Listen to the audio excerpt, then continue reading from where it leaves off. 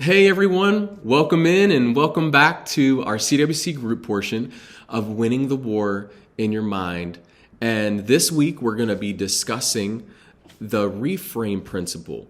Pastor Travis brought us section 2, which was the rewire principle last week, where we discussed ruts and trenches and rewiring our brain from patterns of wrong thinking. So this week we're going to be discussing chapters 7 through 9 in the book. You don't need the book. If you have it, that's great. But we got you covered tonight with some solid content. We're going to jump right in to lenses and filters. Pastor Craig talks about how we're susceptible and often we develop cognitive bias. Now, cognitive bias is simply put as mistaken reasoning based on an experience. And so we're human, right? So we all have at some point in our life cognitive bias. We develop this from experiences that we have, good and bad. And I can tell you for one, I remember an experience that I had in a restaurant. We went in, they brought us some bread plates. We went to pick up a plate and there was a bug, and you already know what happened next. We were out. We were like, nah, I'm done. I lost my appetite. They tried moving us, but we changed our mind.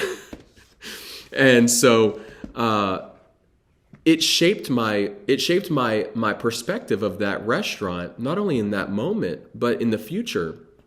And so if we're not careful, we can have that same experience with good things in our life. We can, or things that can be good. And, if you've ever been bitten by a dog, you may think that all dogs bite or they're all dangerous.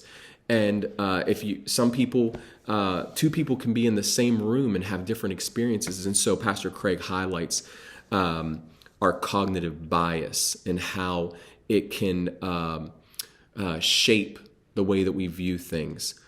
And so we want to be able to identify those wrong patterns of thinking and identify wrong worldviews that we have.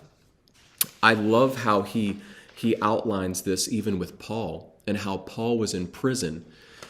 It would be so easy, it could have been easy for Paul to just say, why do bad things happen to me? Why am I in prison? I don't deserve this. I thought God had just good things for me. But here we find him praising, and we hear him taking this as an opportunity. I like the way that Pastor Craig outlines it. He says, I'm chained up, and these guards can't help but be forced to listen to my testimony. I'm going to tell them about the goodness of God. I'm going to tell them about what God has done for me and what he's able to do. And so it's all about our perspective. It's all about our mindset. And we need to be able to identify these wrong perspectives.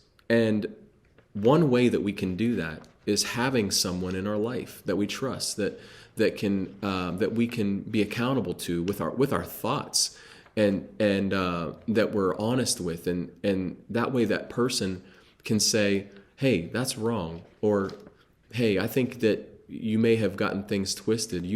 That's not right. What you're thinking is not right. And helping us in that way, I think that's so important. I have that in my life, and I need that. We all need that. We need to be able to have somebody that can know us and say, hey, you're the head, not the tail. You're blessed. You don't need to be thinking that. And so lastly, he talks about collateral goodness and how the right attitude is essential. I love the way even John Maxwell talks about it in a book that he wrote, that talent is never enough.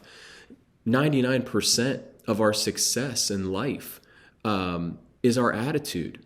It is our perspective. It is our outlook.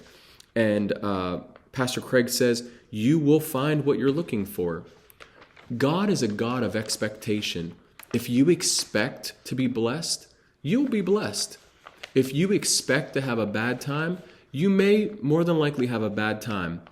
And I remember Pastor telling a story about a man that was going town to town in one of his messages, and how the guy showed up and said, "Hey, what's this town like?" And he said, "Well, where was the town? What was the town like where you came from?" He said, "Oh, the people were terrible." He said, "Well, this town will probably be terrible too." And so we will find what we're looking for. I want to read a few scriptures as we close out. In the back of the book, I love how he includes those scriptures from each section. And in this particular section of part 3, he shares Proverbs 3 and 5. Trust in the Lord with all your heart and do not lean on your own understanding.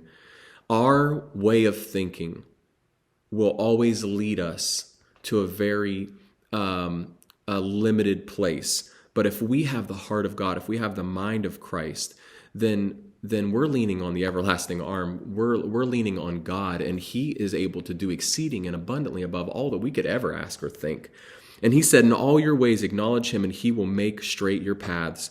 And then I love Isaiah 55 and 8. My thoughts are not your thoughts, neither are your ways my ways, declares the Lord. As the heavens are higher than the earth, so are my ways higher than your ways, and my thoughts than your thoughts. Let's change our perspective. Let's change let's take the lenses and the filters off and allow God to give us new eyes to see and a new heart to believe and to know that he is able and nothing is impossible with God. And so I'll close it out with the Psalm 118. This is the day that the Lord has made. Let us rejoice and be glad in it. It's a choice we get to choose. We choose Christ, and we choose to win the war in our mind. Have a blessed week.